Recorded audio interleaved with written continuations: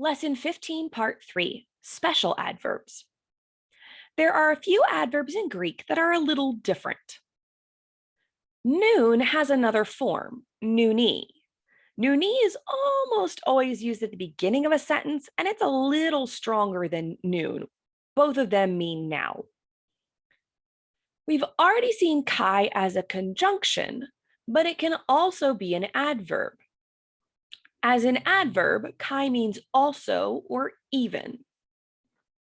As a conjunction, kai either comes at the beginning of a sentence, connecting sentences, or between two things that are equal, like two subjects. When kai is used as an adverb, it may come a word or two into the sentence.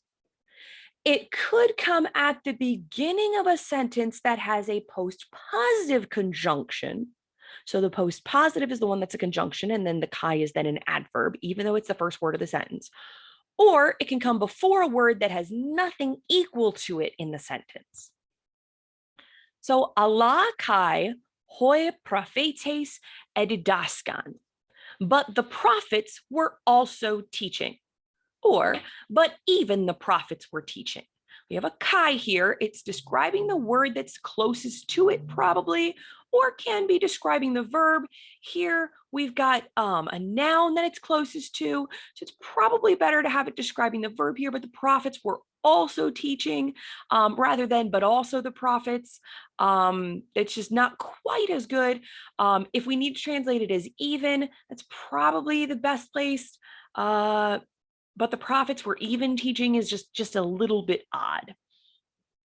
Kai de ego edidaskan. Now here it comes at the beginning of the sentence, so we're tempted to think that it's joining this sentence to the previous one, but we have a post-positive de.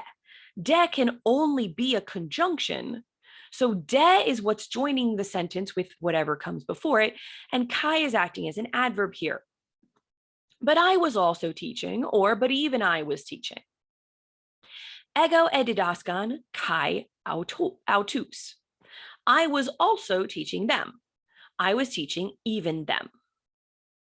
It can be hard to tell if you should translate as even or also. Context will normally be the only way to tell, but you will need more than one sentence of context, which you won't have in class. So if you're unsure, use also.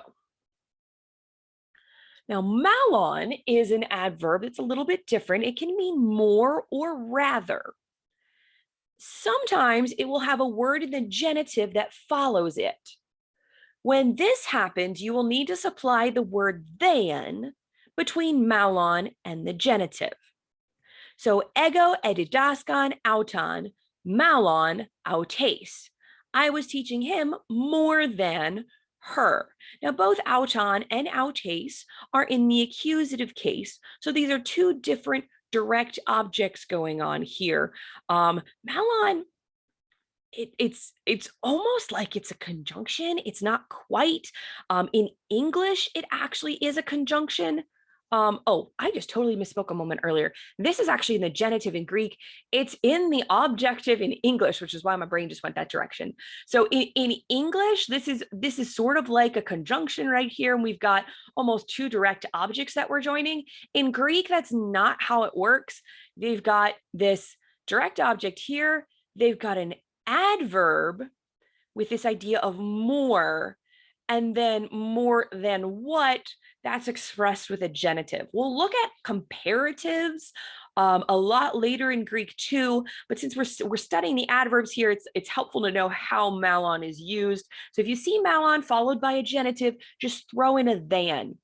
Now, Malon can be used just by itself. That's not nearly as common though. All right, our next adverb is huto.